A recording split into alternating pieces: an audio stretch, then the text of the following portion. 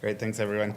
I wanted to talk this morning about men's experience with routine HIV testing. I just wanted to start today by saying when I talk about routine testing this morning and opt-out testing, I'm going to often use the two terms interchangeably, and I'll describe a little bit about the history of routine testing here in Vancouver.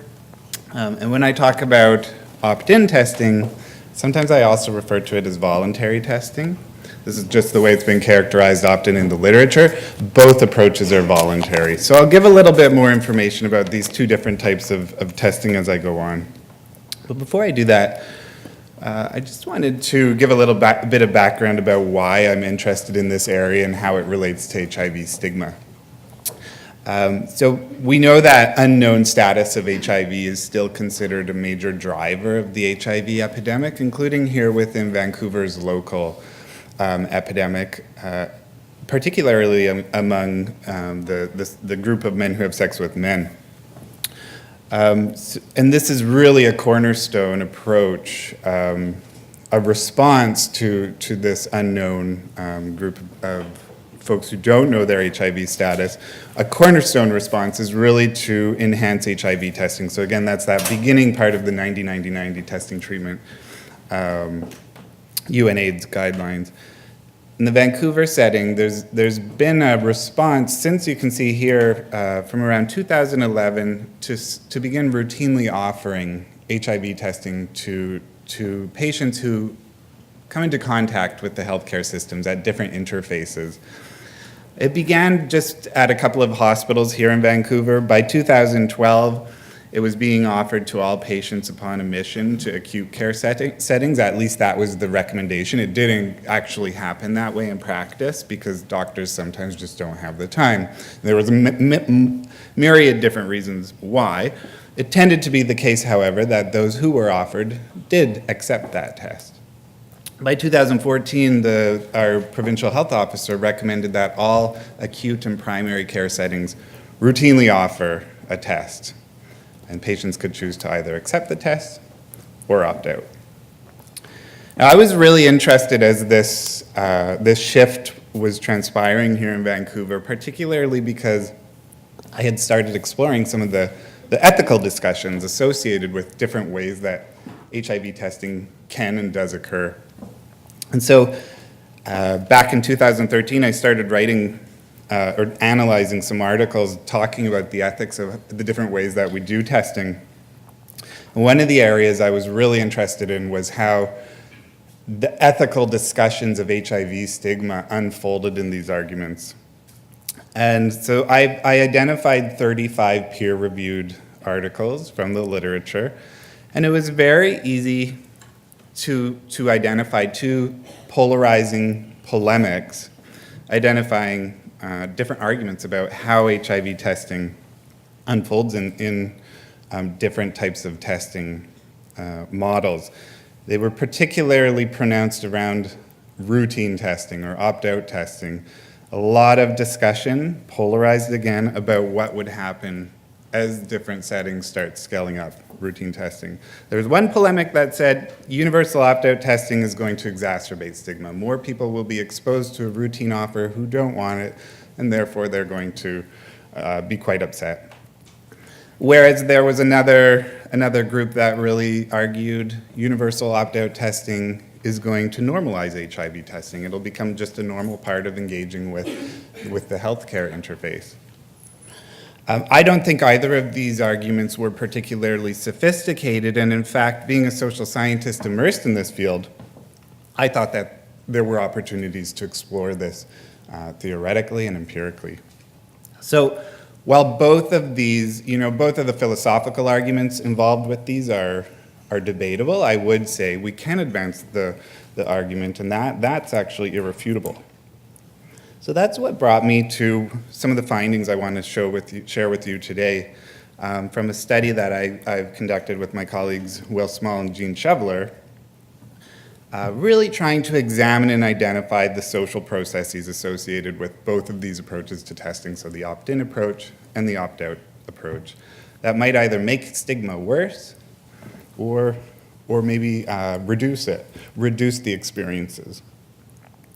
Now, I'm drawing here on 100 in-depth, semi-structured interviews with 85 men ages 18 to 30, and this data was collected between 2013 and 2016.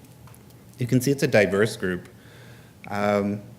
36 of the men from this group identified as gay, bisexual, or they tended to there was a subset that also identified as straight that were also having sex with men. I've chosen today to include all of this men in my analysis, and I've done so for a number of reasons. When I first started doing work in the area of young men's sexual health, I was really struck that social processes like heteronormativity really tend to negatively impact the experiences of young heterosexual men as well within clinical encounters, and I'm happy to talk about that more perhaps during the Q&A session. But that was one reason I was really interested in including their experiences in this kind of analysis. As well as I've done a lot of work with community, and I've really been pushed to consider the experiences broader of the social context in which stigma occurs, but also not just to explore the experience of those who are stigmatized, but those who might, the subset of those who might also be stigmatizing, and that often, not always, but as often, those who might not identify as gay or bisexual or any sort of non-heterosexual identity. So I'm going to jump into some findings here, and I wanted to begin talking about what some of the young men told me their experiences were with voluntary or opt-in HIV testing. So again, this is an approach where individuals actively seek out opportunities to be tested. So for example, they might go to a clinic and ask their doctor or their clinician for a test. And this was really described, this type of approach to testing was described by a lot of the men in this study as being an anxiety-inducing experience. They had a lot of anxiety before they went and had to ask for that test. And many of them described that this was the result of it really bringing up some feelings of having engaged in potentially shameful or regrettable sexual behavior that they perhaps wish they hadn't. So for example, one participant said, with the opt-in approach, it's more like I have to kind of come to the decision that I should be tested, and so there might be more stigma attached with that. Like, do I have a reason to be tested? And many of the young men described how routine testing could serve to destigmatize HIV testing and HIV. So they kind of started referring to this ethical argument I had seen in the literature.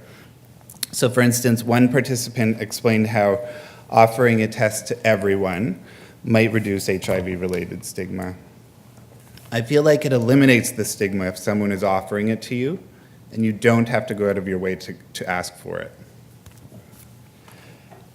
However, it did become very clear during the interviews that there's some complexity around the implementation of routine testing approaches and the ability of these approaches to eliminate feelings of being targeted or stereotyped within a clinical interaction.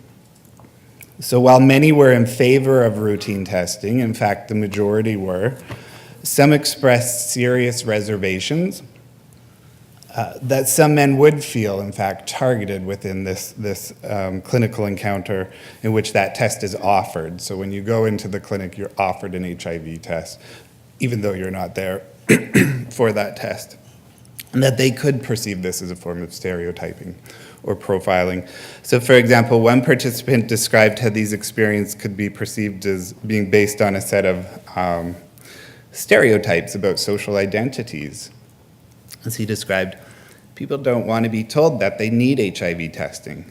The clinician who's targeting them assumes certain things, and it comes across as being, you think I'm high risk because I have, whatever it is, drug use, you think I'm sleeping around a lot, you're targeting me because I'm gay. Being targeted is not positive. Now, among the straight identified men in the study, none of them told us that they would feel targeted as being potentially queer or gay or bisexual, although some did worry they were being offered a test because they were perceived to be poor or someone who uses drugs. So for example, and I should point out, half of my sample did report a history of using some form of illicit drugs. So for example, one participant described a history of drug use and being street entrenched for a number of years. And he described how one's social identity influenced his perceptions of a routine test. As he said, HIV is associated with poor people, gay people, drug users, so there are demographics that are going to feel really discriminated against, because if they're already part of that demographic and they know that demographic is susceptible, then if a doctor comes up to them and is like, well, do you want testing? It's like, are you asking me that question because I'm poor? So this participant's concerns pertaining to targeted practices, I think, really underscore the extent to which one's social positioning can serve to influence the experiences and perceptions of an offer within a clinical encounter. Now, all of the men who expressed concern about being the subject of targeted practices also indicated that in the cases where a healthcare practitioner clearly explained, it's now recommended that that we offer everyone an HIV test, and this is the recommendation from, for example, Vancouver Coastal Health that clinicians follow. Their anxieties or their concerns about being targeted were either eliminated or very much dampened. So one participant described it would remove any sort of doubts about any sort of behavior of mine that might have caused it, and it would remove a lot of the social stigma from it, because if everybody's getting tested, then it just removes any sort of negativity. So men's descriptions of their experiences with and perceptions of routine testing highlight how that routine testing offer can serve to reduce experiences with stigma and voluntary testing.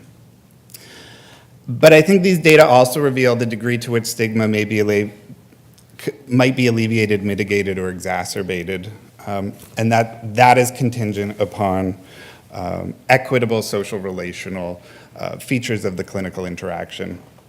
And these findings point to some important potential insights regarding clinical practice and training that might need to ensure young men understand the universal dimension of the opt-out test or the routine offer, so that the overall intention of destigmatizing of HIV testing is more readily taken up both in clinical practice, but also more broadly within the broader social discourse. So essentially, the data show that universal routine offers may hold promise for diminishing HIV stigma, or they might unintentionally exacerbate stigma, with much of the promise of routine testing riding on good communication within clinical settings where the offers are made and within the broader public discourse more broadly. And I think these findings also really re-emphasize the upstream effects of unjust social and structural influences. So for example, dominant masculine norms that stigmatize HIV, that also need to be taken into account when we're developing clinical communication strategies. I think ultimately these findings do indicate that young men's experiences with routine testing have the capacity to diminish or inadvertently increase HIV-related stigma at the level of the individual. But I think it's also important to suggest or to point out that routine testing policies might also provide a set of social and structural conditions to influence HIV stigmatization.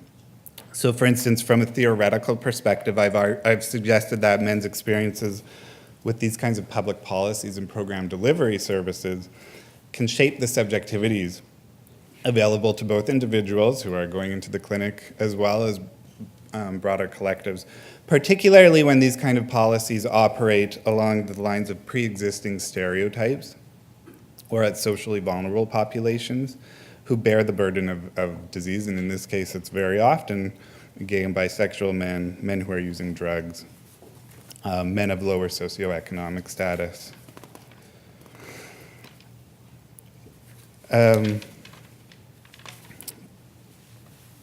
I also just wanted to emphasize, this was just one analysis specifically looking at what men told me about the difference of being offered a test or going to seek a test.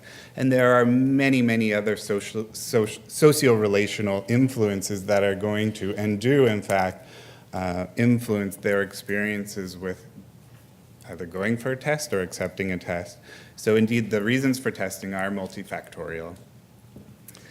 So for example, I've done a lot of other work examining what are the values that influence one's decision to go testing. And a lot of the men I've talked to, so with this same sample of men, have said that they'll do testing often based on very public values, like solidarity, for example. And this was particularly pronounced among a subset of the gay men in among these interviews.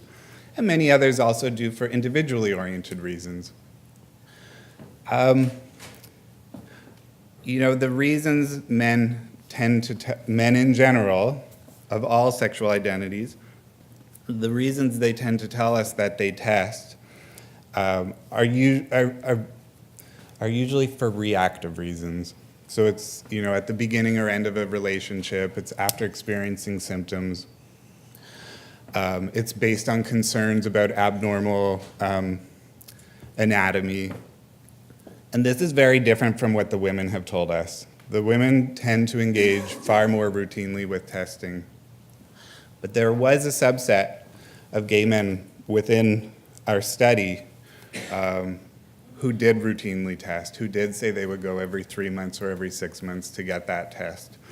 But I think it's really important to point out that that manifests along a social gradient. These tended to be gay men from urban centers, Vancouver. I've done this work all around BC, and who also tended to be of somewhat of a more privileged socioeconomic background, whereas those who tended to be less privileged weren't engaging in those practices to the same degree. Now, that's all I've got this morning, so thank you very much for your attention.